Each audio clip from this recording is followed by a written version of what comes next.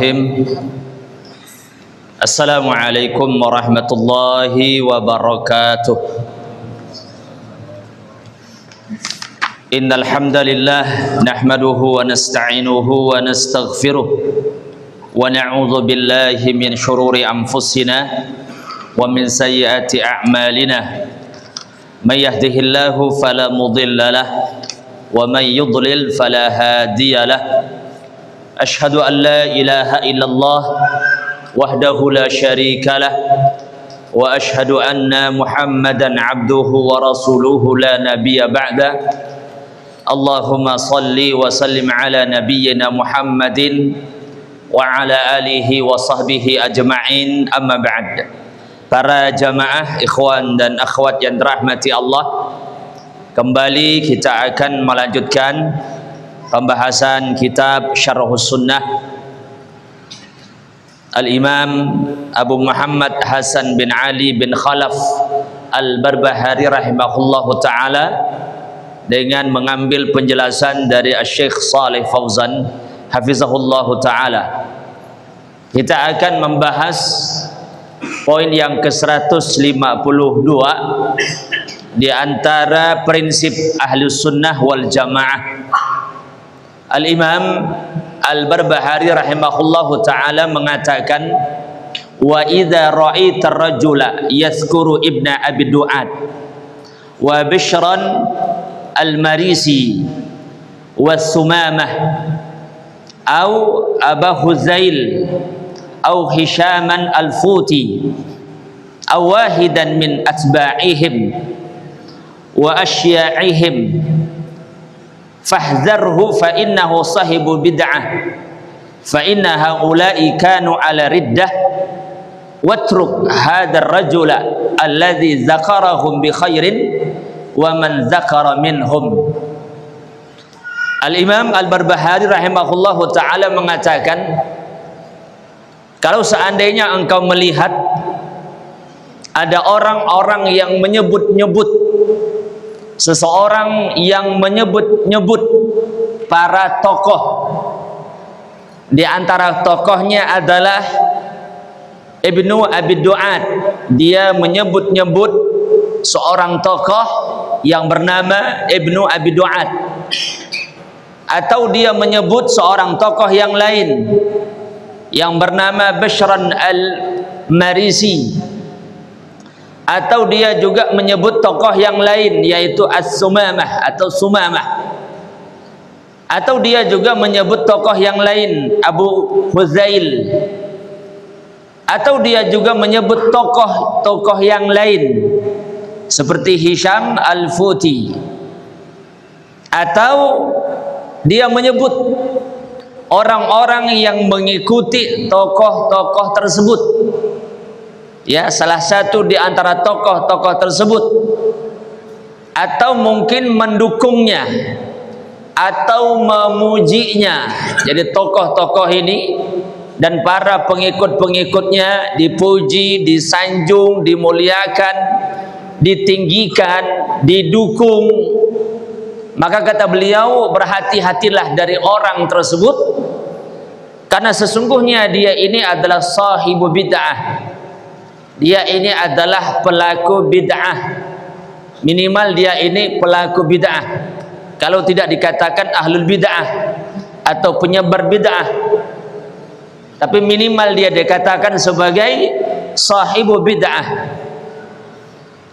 Kemudian kata beliau, karena sesungguhnya tokoh-tokoh tersebut yang tadi disebutkan, Imam Ibnu Abi Du'ad, Bishr al-Marisi atau Sumamah, Abu Huzail, Hisham al-Futi, mereka itu kata beliau adalah orang-orang yang telah terbawa atau orang-orang yang telah jatuh dalam riddah, dalam kemurtadan.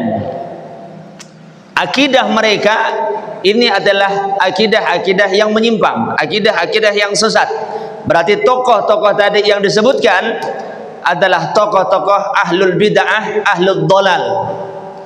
Mereka adalah tokoh-tokoh yang berjalan di pinggir-pinggir kemurtadan. Bahkan bisa saja mereka adalah orang-orang murtad tanpa disadari. Lalu beliau mengatakan, tinggalkanlah orang tersebut, yakni orang-orang yang memuji, yang menyanjung, yang mendukung ahlul bid'ah itu, para tokoh-tokoh tersebut, yang mana mereka menyebutkan kebaikan-kebaikan mereka.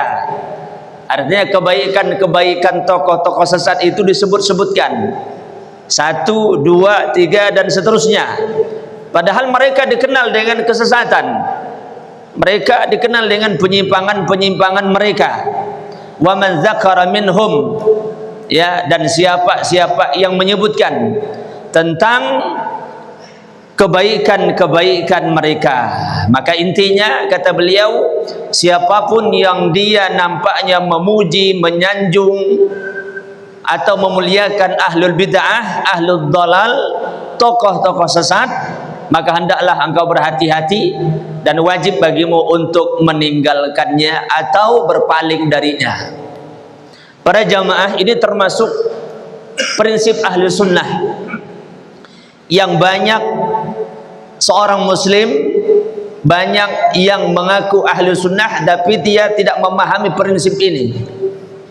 Ternyata dia masih bergaul, bermesraan, bahkan memuji dan menyanjung ahlul bid'ah, ahlul dhalal.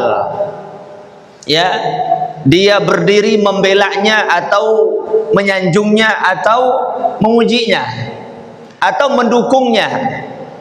Ini bukan prinsip Ahlus Sunnah wal Jamaah. Justru para ulama salafus saleh itu memberikan peringatan agar kita hati-hati dengan ahlul bid'ah, bahkan tidak boleh memuji dan menyanjung mereka.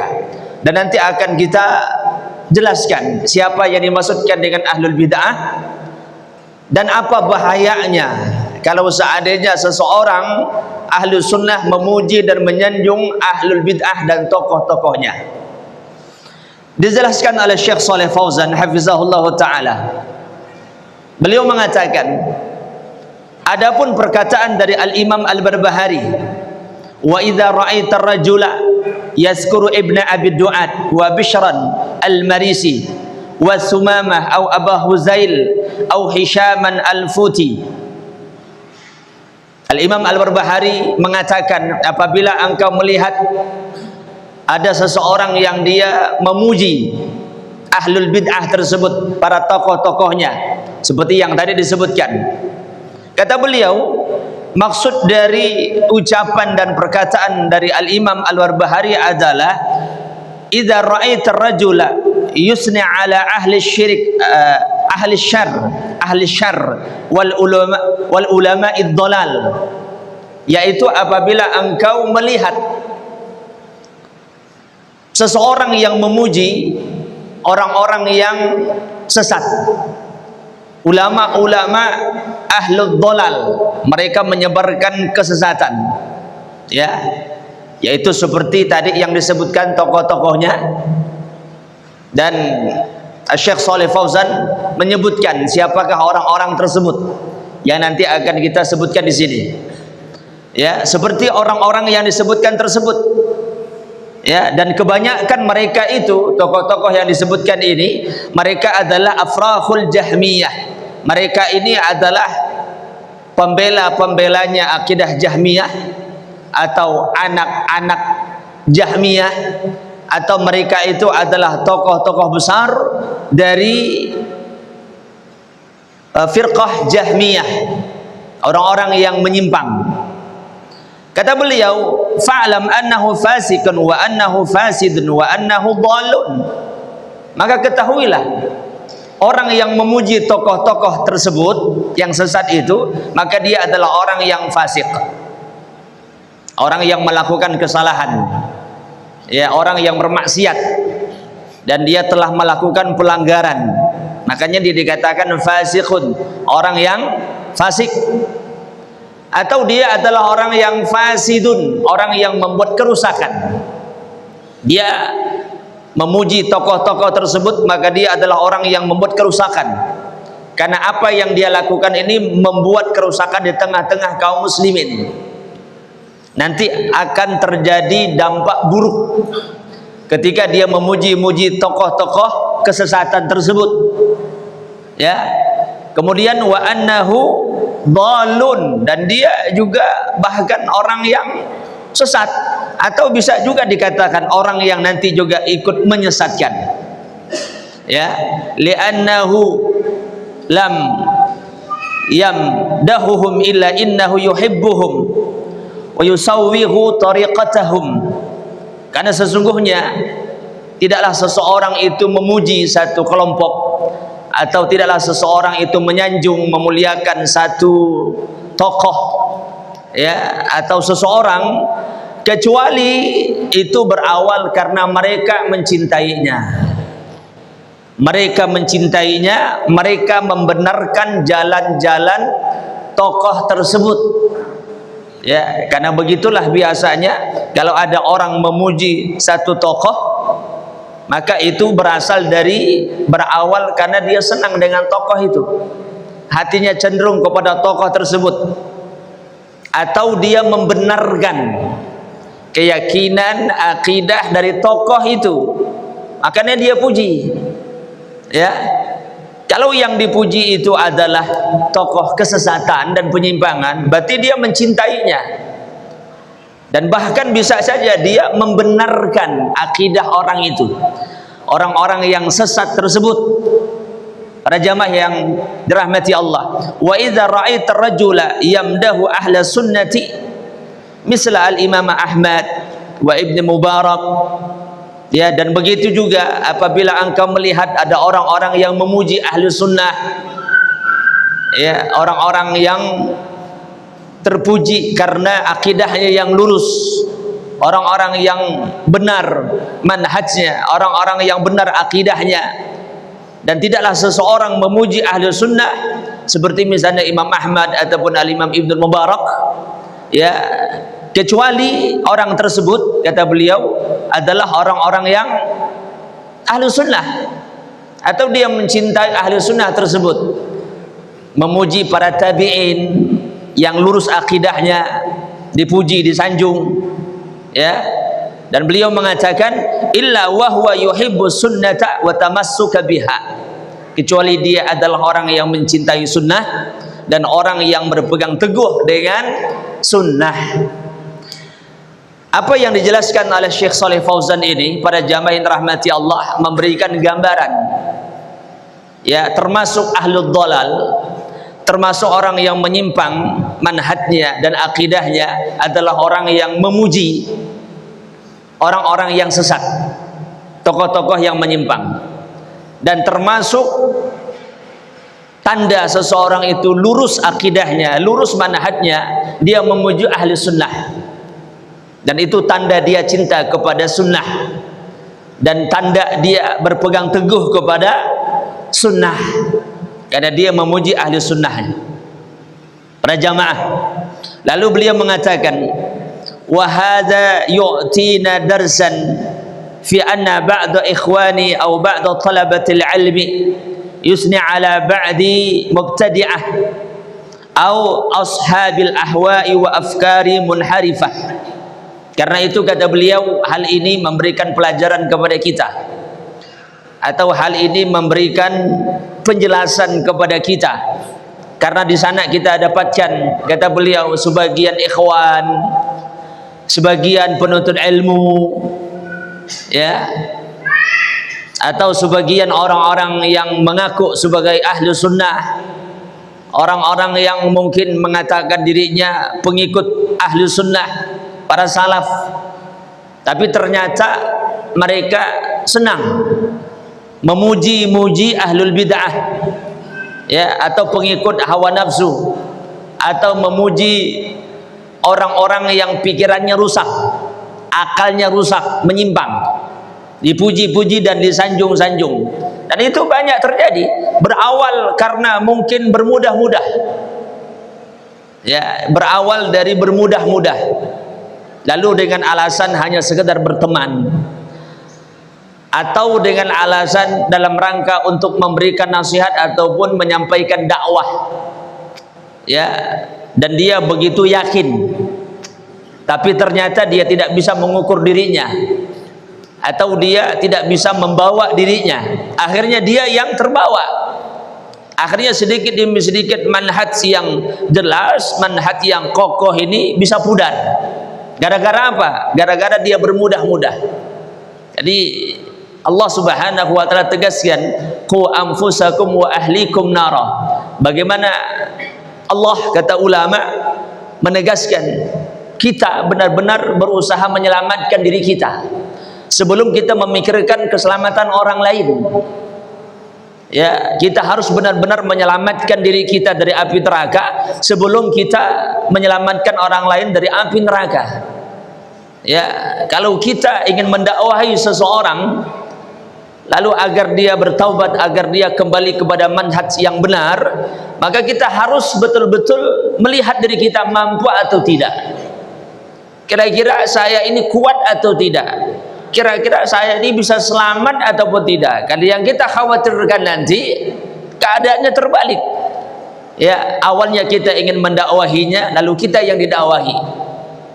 Nah, itu ya sesuatu yang membahayakan pribadi kita. Karena itu para ulama mewanti-wanti dan memberikan penegasan terhadap manhaj ini.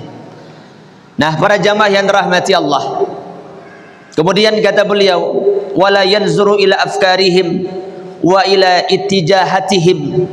Lalu mereka tidak melihat, lalu mereka itu tidak memperhatikan bagaimana pikiran mereka yang rusak, bagaimana arah-arah dan tujuan mereka tidak dilihat lagi.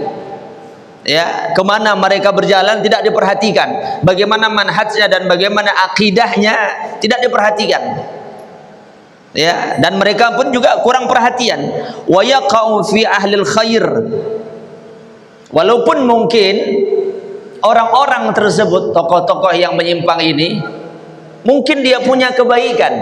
Para jamaah, hampir semua tokoh yang sesat atau seorang muslim yang mungkin menyimpang akidahnya pasti punya kebaikan. Ya, apakah mereka punya kebaikan? Pasti punya. Satu hal, satu perbuatan, satu tindakan pasti ada kebaikannya.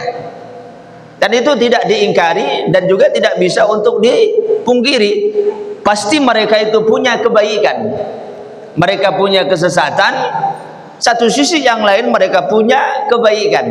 Kadang-kadang sebagian orang tertipu dengan kebaikan-kebaikan mereka, lalu dengan beralasan walaupun dia Syiah tapi kan tetap ada kebaikan dia. Walaupun dia Mu'tazilah tetap kan dia punya kebaikan. Walaupun dia Jahmiyah, walaupun dia Khawarij, kan tetap masih ada kebaikan yang dia miliki. Kita katakan betul. Tapi kata ulama itu tidak menjadi sebuah hujah dan sebuah dalil. Lalu akhirnya kita sebutkan kebaikan-kebaikannya, lalu akhirnya lama-lama keburukan dan penyimpangan akidah itu jadi tenggelam. Sehingga orang hanya memandang kebaikan, akhirnya keburukan akidahnya itu tenggelam dalam pandangan kita. Akhirnya kita anggap apa yang dia katakan betul dengan alasan dia masih tetap punya kebaikan. Ya. Dan ini para jamaah sesuatu yang membahayakan, sesuatu yang sangat membahayakan bagi seseorang. Ada ungkapan dari ulama salaf. Apa kata mereka? Man jalasa ila mubtadi' faqad aana ala hadmi sunnah. Siapa yang dia duduk, siapa yang dia bermajlis dengan ahlul bid'ah, maka hakikatnya dia telah membantu menghancurkan sunnah. Hakikatnya tanpa dia sadari membantu ya, atau mendukung hancurnya sunnah, dimusnahkannya sunnah. Ya, apalagi yang melakukannya mungkin seorang ustadz, seorang dai, seorang tokoh. Kenapa? Nanti akan dilihat oleh masyarakat, dilihat oleh kaum muslimin. Oh, ustadz itu aja dengan orang iya. Ustadz itu aja, masya Allah, luar biasa dengan tokoh ya, dengan tokoh Syiah, dengan mungkin dai-dai Jahmiyah, Mu'tazilah, Asy'ariyah atau yang lainnya. Lalu akhirnya yang awam ini karena tidak punya ilmu lalu memandang perilakuan ustadz itu benar, akhirnya jadi hujjah. Dan ingat ikhwan, tidak setiap apa yang dilakukan oleh seorang dai atau seorang ustadz itu pasti benar, sehingga kadang-kadang apa yang dia lakukan itu pun perlu untuk diluruskan. Ya, karena itu pertimbangan kita adalah bagaimana manhaj yang dijelaskan oleh para ulama dan diterangkan oleh mereka, bagaimana muamalah, bagaimana sikap seorang muslim ahlu sunnah kepada ahlul bid'ah atau sahibul bid'ah. Ya, nah para jamaah yang dirahmati Allah, kemudian beliau mengatakan wa yatanaqqasu ahlul khair, lalu mereka berkurang-kurangan dengan orang-orang yang melakukan kebaikan. Artinya sikap-sikap mereka ini berkurang-kurangan. Ya, li'annahu yasma'u min haula'i tanaqqusan lahum wa yusaddiquhum fa hadha khatarun syadidun. Idza tanaqqasa ahlul khair wa ahlul ilmi wa ahlus sunnati wa madaha ahlul afkaril munharifah wa tawajjuhati al-munharifati fa hadha khatarun syadidun. Kata beliau, kalau seandainya pujian-pujian ini sudah dilontarkan kepada ahlul dhalal, orang-orang yang sesat dan orang-orang yang menyimpang, maka nanti lama-kelamaan pujian dia kepada ulama yang sunnah, tokoh-tokoh yang sunnah, orang-orang yang tegak di atas sunnah itu bisa berkurang. Sehingga lama-lama perhatiannya malar ke situ, arahnya ke situ, kepada ahlul dhalal. Apalagi tokoh tersebut memberikan perhatian besar, ya, membantu memberikan perhatian besar, akhirnya kepada sesama ahlus sunnah, ya, akhirnya menuduh, membenci, menfitnah, mentahzir. Tapi kepada ahlul bid'ah, karena ini mungkin dianggap di tengah-tengah manusia, di tengah-tengah kaum muslimin, ya, dan mereka tidak memahami tentang manhaj ini, ya, para jamaah yang dirahmati Allah. Kemudian Al-Imam Al-Barbahari menyebutkan beberapa tokoh. Di antara yang beliau sebutkan adalah Ibnu Abi Du'ad, kemudian Bishran Al-Marisi. Siapa mereka berdua itu? Dan ini perlu untuk kita ketahui, ya, Ibnu Abi Du'ad, Bishran Al-Marisi.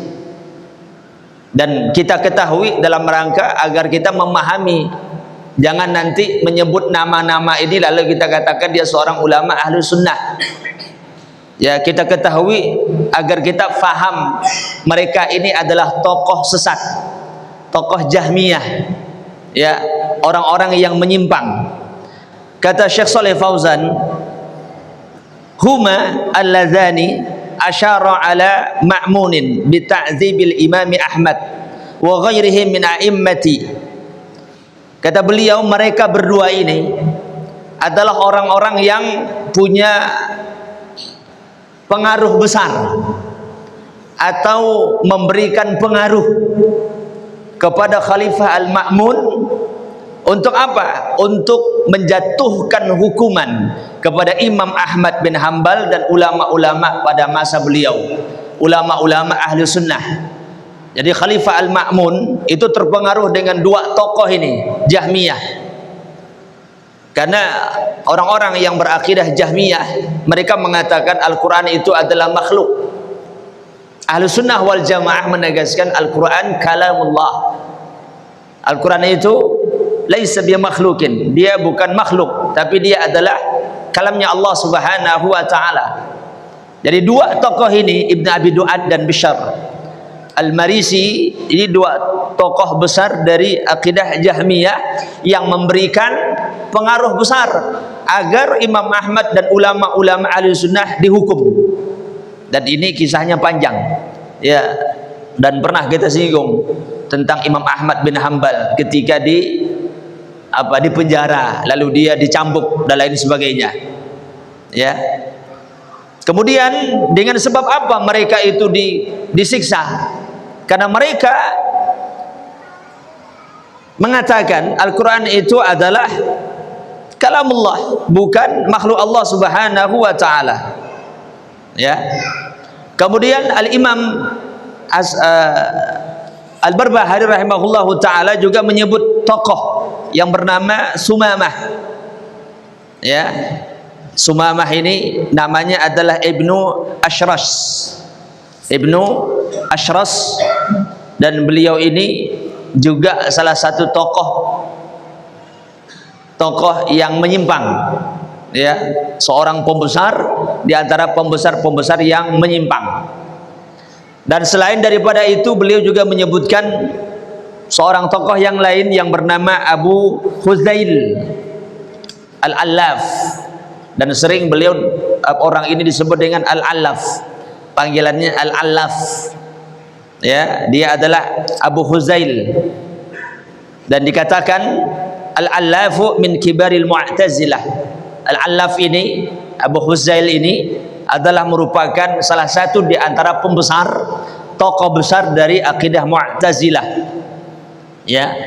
Lalu beliau juga menyebutkan tokoh Hisham Al-Futi, dan dia ini kata Syekh Shalih Fauzan adalah merupakan tokoh ahlul bid'ah, seorang penyebar kebid'ahan.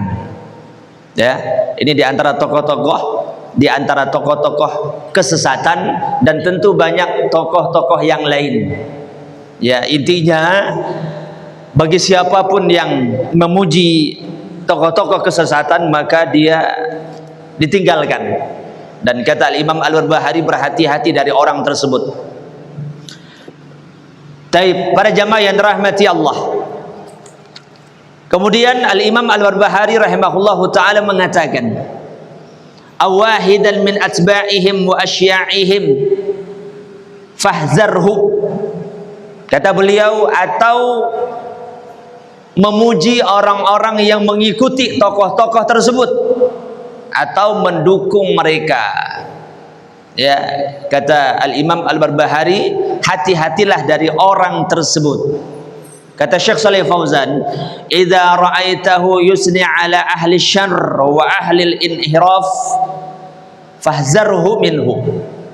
Kata beliau, apabila engkau melihat ada orang-orang yang memuji, ya, orang-orang yang menyimpang, orang-orang yang sesat, orang-orang yang berpaling dari kebenaran, maka hati-hatilah dari orang tersebut. Jadi tidak hanya tokohnya, termasuk para pengikutnya, anak-anaknya itu, cabang-cabangnya itu, ya, murid-muridnya juga harus dijauhi.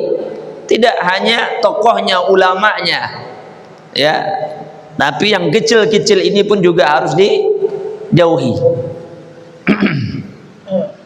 Bismillah.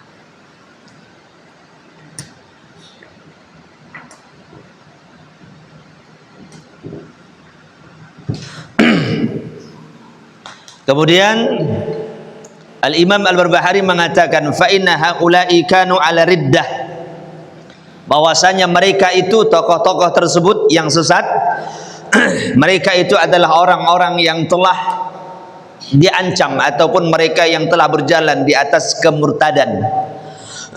Maksud dari perkataan beliau, kata Syekh, ba'duhum murtaddun, sebagian mereka adalah murtad. Jadi akidah mereka sebagian itu adalah murtad. Di antara akidah yang murtad itu mengatakan Al-Quran adalah makhluk Allah, dia bukan kalamullah, ya, dia adalah makhluk Allah. Ini akidah yang murtad. Kenapa dikatakan akidah yang murtad? Karena mengatakan Al-Quran itu adalah makhluk, ini bahaya dan sangat berbahaya bagi akidah seseorang. Ya, bahayanya di mana? Secara umum para jamaah, kalau Al-Quran dikatakan makhluk, bukan kalamullah, maka sebagaimana posisi dan keadaan makhluk. Apa keadaan makhluk itu? Dan biasanya makhluk itu lemah, makhluk itu dhaif. Berarti Al-Quran lemah, dhaif, tidak bisa dipegang sebagai sebuah kekuatan hujjah, tidak bisa, karena dia makhluk sebagaimana makhluk yang ada. Kalau ada seseorang punya akidah seperti itu, murtad. Apalagi makhluk itu, ya makhluk itu bisa berubah, bisa terombang-ambing, dia bisa berubah. Kalau Al-Quran dikatakan makhluk, maka berarti Al-Quran bisa berubah, tidak konsekuen, tidak konsisten, tidak istiqomah di atas satu pondasi, lalu dia bisa berubah-ubah, ya. Dan siapa yang punya akidah itu, jelas sepakat para ulama dia murtad. Atau sifat makhluk yang lain, namanya makhluk itu sangat mungkin salah. Nah, kita ini tidak ada yang tidak bersalah. Perkataan kita pasti salah, ada salahnya. Perbuatan kita, keputusan kita kadang-kadang khilaf dan salah. Kalau Al-Quran dikatakan makhluk, maka berarti dia tidak luput dari kesalahan. Sehingga Al-Quran bisa diprotes, bisa dirubah, bisa dicopot, ini diambil, ini dibuang, ini dibuang, ini diambil, dan seterusnya. Jadi kalau orang punya akidah seperti itu, ya jelas dia murtad. Ya, para jamaah, kalau Al-Quran sudah bisa dicopot-copot, diambil, dibuang seenaknya, lalu apa yang menjadi pegangan dia? Akhirnya adalah akal dan logika dia yang menjadi Tuhan, ya, yang menjadi sumber. Jadi kalau orang mengatakan bahwasanya perkataan Al-Quran adalah makhluk, tidak memberikan dampak apa-apa, bagaimana tidak dikatakan memberikan dampak apa-apa? Justru ini fatal dan sangat-sangat bahaya bagi akidah seseorang dan prinsip dia dalam beragama. Ya, ini di antara kerusakan-kerusakan yang lain. Ya, dan itu satu contoh akidah yang membuat rusak. Apalagi akidah yang rusak itu yang bisa buat murtad, mengingkari nama dan sifat Allah. Sifat-sifat Allah itu diingkari oleh orang-orang Jahmiyah. Mereka mengingkari semua sifat-sifat Allah atau nama-nama Allah Subhanahu wa taala. Ini juga bisa murtad. Ya, Allah tegaskan dalam Al-Quran, dijelaskan oleh Nabi sallallahu alaihi wasallam tentang nama dan sifat Allah, tapi mereka ingkari. Berarti dia telah mengingkari Al-Quranul Karim, mendustakan isi Al-Quranul Karim, bisa murtad. Ya, di antara bahaya akidah mereka. Maka beliau mengatakan ba'duhum murtaddun, sebagian mereka itu murtad. Ya, karena itu yang dimaksudkan dengan ahlul dhalal ataupun ahlul bid'ah adalah mereka yang menyimpang dari pokok-pokok akidah. Mereka itu adalah orang-orang yang menyimpang dari pokok-pokok akidah. Adapun yang berbeda pendapat yang berkaitan dengan masalah cabang dalam akidah itu tidak masuk dalam kategori itu. Tapi siapa yang menyimpang dalam pokok-pokok akidah yang sudah jelas, maka dia adalah orang yang murtad. Kata Imam Ibnu Taimiyah rahimahullahu taala, ya, yang dimaksudkan dengan ahlul bid'ah, mereka yang telah menyimpang dalam pokok-pokok akidah. Artinya sesuatu yang sudah terang dan sesuatu yang sudah jelas dalam Al-Quran dan dalam sunnah Nabi sallallahu alaihi wasallam, lalu mereka ingkari atau mereka tolak. Nah, mereka lah yang dimaksudkan dengan ahlul bid'ah. Ya, Al-Imam Ibnu Mubarak rahimahullahu taala juga menegaskan hal yang demikian.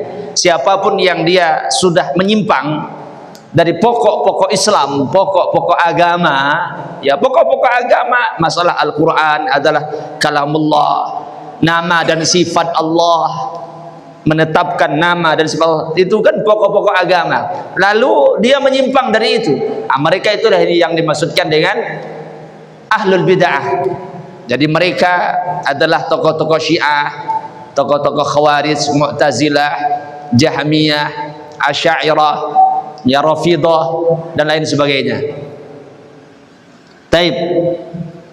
Kemudian beliau mengatakan wa hum a'immatul Jahmiyah wal Mu'tazilah alladzi ta'ammadu mukhalafatal kitab was sunnah. Ya, dan mereka itu adalah imam-imamnya, ulama-ulamanya Jahmiyah dan juga ulama-ulamanya Mu'tazilah, akidahnya Mu'tazilah, yang mana mereka itu dengan sengaja menyelisihi Alkitab dan juga menyelisihi sunnah. Ya, haula'i la syakka fi kufrihim, dan tidak ragu lagi mereka itu ya adalah orang-orang yang telah jatuh ke dalam kekufuran, dan kita tidak ragu lagi terhadap kekufuran mereka. Jadi pembesar-pembesarnya, tokoh-tokohnya. Kemudian para jamaah, amal muqallidu minhum fayuhkamu alaihi biddhalal wa la yuhkamu alaihi bil kufri hatta yubayyina lahu. Adapun orang-orang yang hanya sekedar ngikut, orang-orang yang tidak paham, hanya ngikut-ngikut saja, tentu ini hukumnya berbeda dan tidak disamakan antara tokoh dengan pengikut untuk masalah hukum. Ya, tidak disamakan. Karena kalau tokohnya dia faham, dia tahu Al-Quran, dia tahu sunnah Nabi, dia membaca Al-Quran, dia kaji, dia bahas, ya, dan dia menjadi tokoh besarnya, itu berbeda dengan orang-orang awam, orang-orang yang ngikut saja. Ya, jadi kalau orang-orang tokohnya menyimpang dan menyelisih Al-Quran dan Sunnah, makanya beliau katakan di sini sengaja menyelisihi. Mereka tahu tapi sengaja diselisihi. Ya, sengaja meninggalkan Al-Quran dan Sunnah. Tapi para pengikutnya itu beda. Kalau para tokohnya kalau sudah menyimpang, maka tidak ragu lagi terhadap kekufuran mereka. Adapun orang-orang yang ngikut itu, maka dia tidak sama dan tidak bisa dihukumi dengan kekufuran untuk mereka. Jadi mereka itu hanya dikatakan ahlul dhalal, orang-orang yang menyimpang, orang-orang yang sesat. Ya, orang-orang yang telah menyimpang.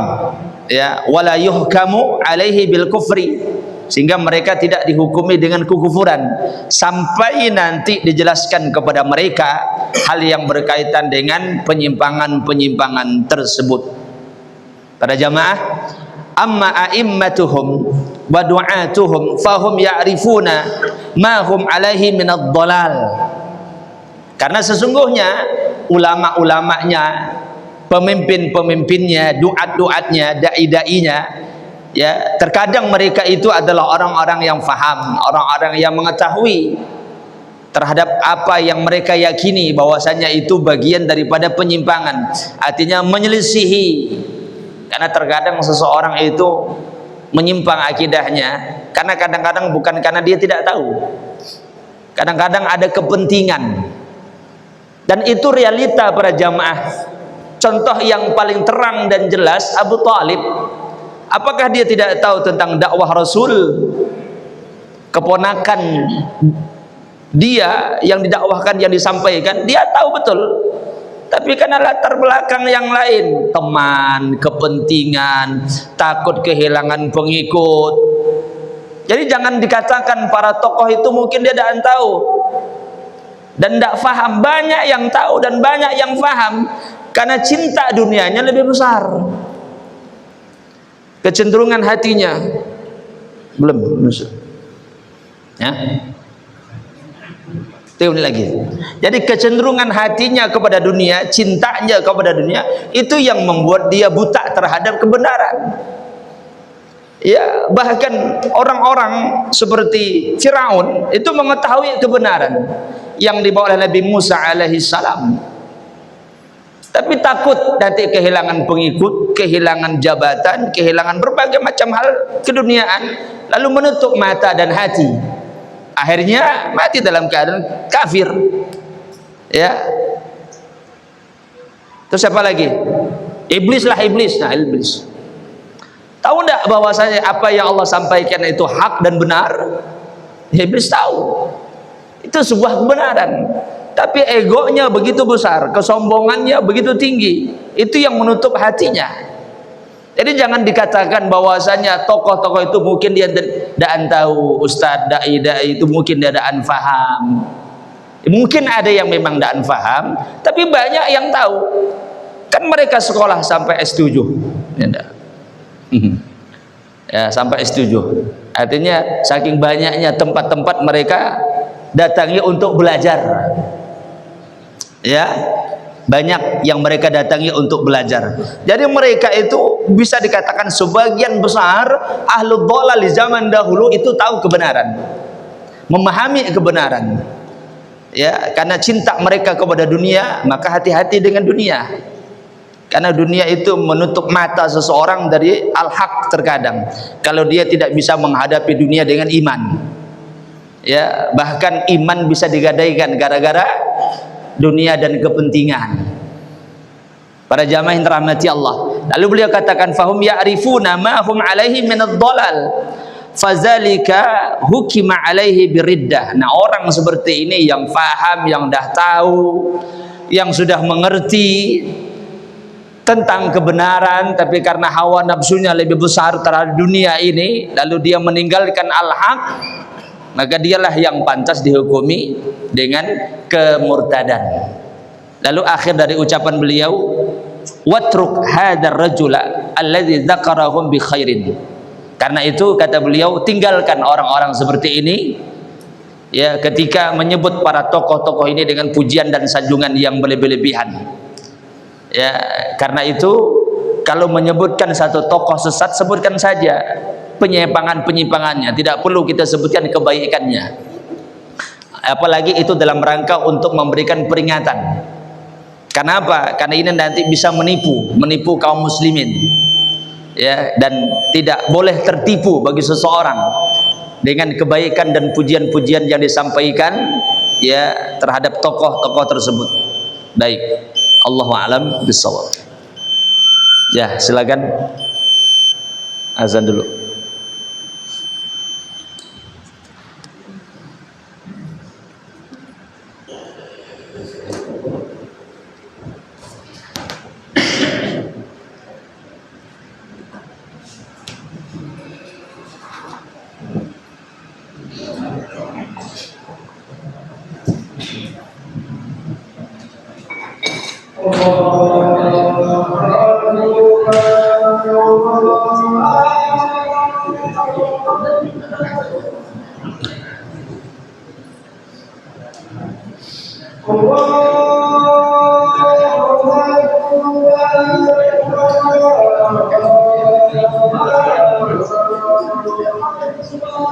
Allahu Akbar.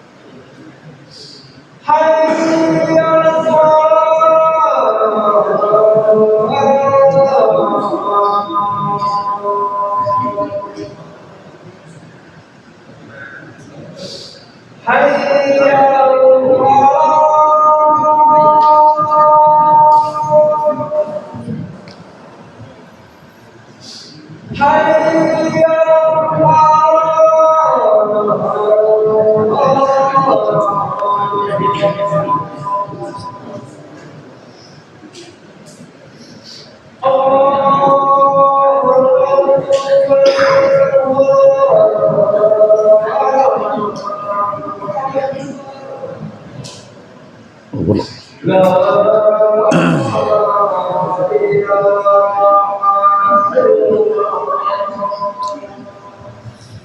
La ilaha illallah.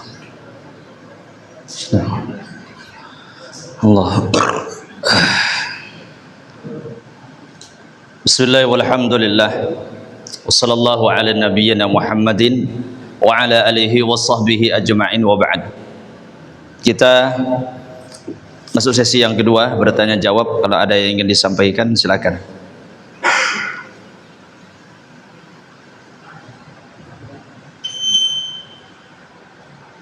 Ya, di sini ada pertanyaan. Bismillah Ustaz, bagaimana sikap orang tua yang benar? Apakah memberikan HP untuk anak-anak yang masih berumur 6 tahun sampai 11 tahun atau tidak? Para jamaah, memberikan HP kepada anak umur 6 tahun sampai 11 tahun ya tidak disarankan, tidak dianjurkan, karena itu bukan keperluan dan hajat mereka. Mental mereka itu masih belum siap ya untuk memegang alat yang sebesar dunia walaupun kecil. Mental mereka itu masih belum siap, dan justru waktu-waktu itulah mental mereka itu bisa dan sangat mudah terbentuk. Kalau mereka sudah terbiasa dengan isi HP, maka mental mereka pun nanti akan terbentuk. Apa yang mereka lihat, apa yang mereka saksikan, dan apa yang mereka dengar setiap hari dan setiap saat. Jadi usia itu adalah usia bukan dan belum masanya untuk memegang HP, apalagi pribadi dibelikan HP khusus untuk anak. Bencana ini para jamaah. Sayangi anak kita dan berusaha semaksimal mungkin untuk membatasi hal-hal yang jelek dan buruk. Karena jangankan anak kita, orang tua pun bisa jelek gara-gara HP. Yang sekolah pun, yang sudah tinggi pun, yang akalnya sudah sempurna pun juga bisa rusak gara-gara HP. Karena HP itu pisau bermata dua. Kadang dia bisa membawa kebaikan, kadang dia bisa membawa kepada keburukan. Orang yang diberikan kesempurnaan akal bisa membedakan baik dan buruk, bisa jatuh dalam keburukan. Apalagi anak kita umur segitu 6 sampai 11 tahun ya. Bahkan yang pernah saya baca, menurut pakar HP ya, menurut pakar HP itu dibuat atau diciptakan adalah untuk orang-orang yang sudah dewasa, bukan untuk anak-anak ya. Dia adalah untuk orang-orang yang sudah dewasa, orang-orang yang sudah bisa membedakan secara umum antara yang benar dengan yang salah, pantas dengan tidak, orang-orang yang sudah baik akalnya atau sudah sempurna akalnya ya. Jadi bukan untuk anak, apalagi anak baru umur 5 tahun, 4 tahun. Tapi kita pun kadang-kadang heran, anak kita yang kecil 1 tahun dah bisa jarinya, dan kita ajari, dan kita berikan, tapi kalau dia pegang mulai dah kan? Ternyata dia lihat kita, karena dia melihat kita gitu tolen. Nah, dan itu realita para jamaah ya. Jadi berikan mainan sesuatu yang sesuai dengan akal dia, sesuai dengan kondisi dia, sesuai dengan umur dia. Walaupun mungkin kita ingin berikan mainan kepadanya, atau mungkin supaya aman ataupun terbentuk imajinasinya lebih bagus, berikan dia kira-kira mainan yang aman ya, yang hanya fokus kepada itu saja. Karena kalau sudah HP ini banyak fokusnya, banyak khayalan yang ada di situ. Nanti akan dia lihat kartun-kartun yang bula, kartun-kartun yang mengajarkan khurafat tahayul, kartun-kartun Doraemon, dari kantong keluar rumah, dari kantong keluar roti, sehingga dia punya imajinasi bahwasanya ya, kalau ingin berharap, kalau ingin minta, minta ke kantong, bukan minta kepada Allah Subhanahu wa taala. Ya, kartun Jepang ini khurafat itu kartun khurafat yang harus ditinggalkan dan harus berhati-hati. Ya, memang ujian dan cobaannya besar di zaman sekarang. Ya, dan memang anak kita kalau sudah diberikan HP, yang ingat jadi diam, yang bekalut jadi senyap, ya, yang lise jadi renah. Ya, ya, kalau saya gelar ini buah hapiah namanya, buah hapiah. Jadi anak diasuh oleh buah hapiah. Kalau sudah buah hapiah yang asuh, aman dunia. Ya, kenapa dah itu asuh? Ya, tapi waktu diasuh oleh bu hapiah ini terancam anak kita. Ya, karena yang dia berikan macam-macam.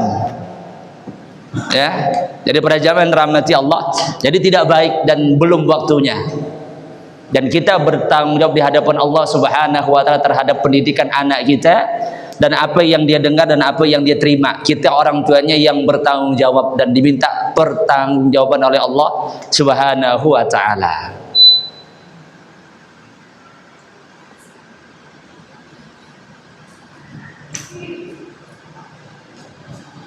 Ustaz, barakallahu fik. Fik barakallah. Kenapa pelaku bid'ah mengatakan kepada ahlu sunnah sebagai wahabi? Dan apa arti dari wahabi tersebut? Syukran. Jadi, para jamaah yang dirahmati Allah, perkataan wahabi dan yang semisalnya dilekatkan kepada pemangku sunnah yang komitmen dengan sunnah ini bukan lagu baru istilahnya. Ini sudah lama, sudah ratusan tahun yang lalu. Ya, dan ada yang sekarang itu hanya sekedar pengulangan-pengulangan saja. Dan tujuan mereka adalah ingin menjauhkan manusia daripada sunnah, menjauhkan manusia daripada dakwah sunnah. Makanya digelari dengan berbagai macam gelaran. Bahkan tidak hanya wahabi, antum mungkin hanya tahu wahabi aja. Ya, kita ini dikatakannya tidak hanya wahabi, dikatakannya mujassimah. Nah, dikatakannya juga kelompok muda. Ada yang mengatakan kelompok baru, ada yang mengatakan kelompok serbadaan boleh, macam-macam.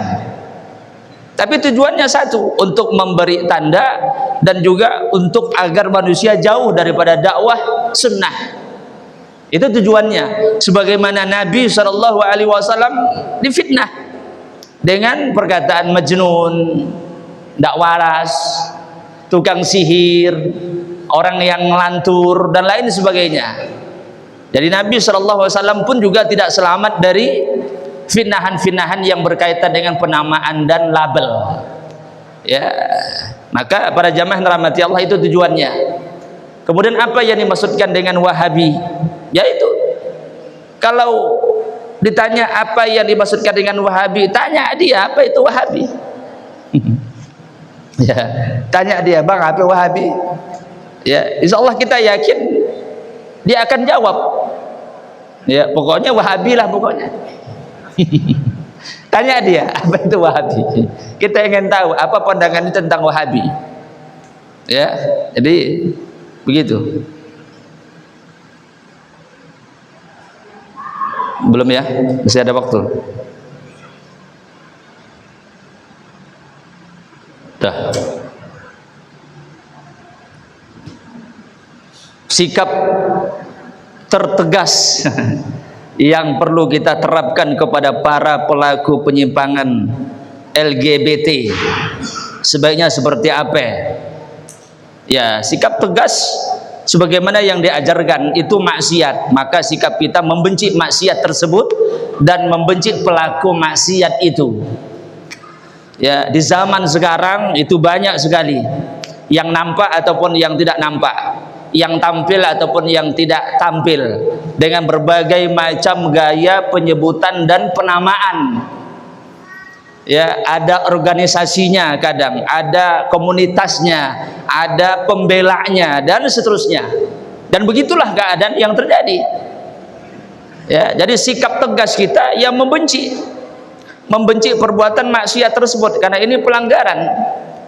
Pelakunya dilaknat oleh Allah Subhanahu wa taala dan juga Rasulnya. Tetapi para jamaah, ulama mengatakan waria dan yang semisalnya itu ada dua macam. Ada waria yang memang dibuat-buat, artinya memang dia sengaja berbuat seperti perlakuan lawan jenis, dia laki-laki seperti perempuan, ya, dan dia sengaja, maka ini dilaknat oleh Allah Subhanahu wa taala.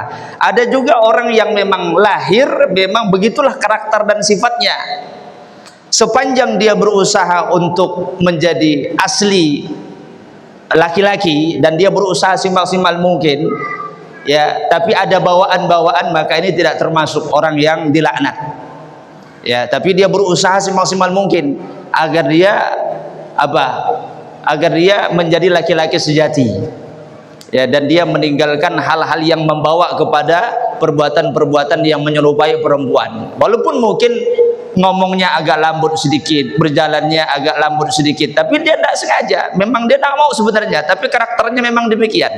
Nah, orang seperti ini tidak termasuk yang dapat ancaman, ya, sepanjang dia berusaha semaksimal mungkin untuk memperbaiki dan membenahi dirinya, ya. Baik para jamaah yang dirahmati Allah, itu singkatnya demikian. Allahu a'lam bishawab. Kita cukupkan.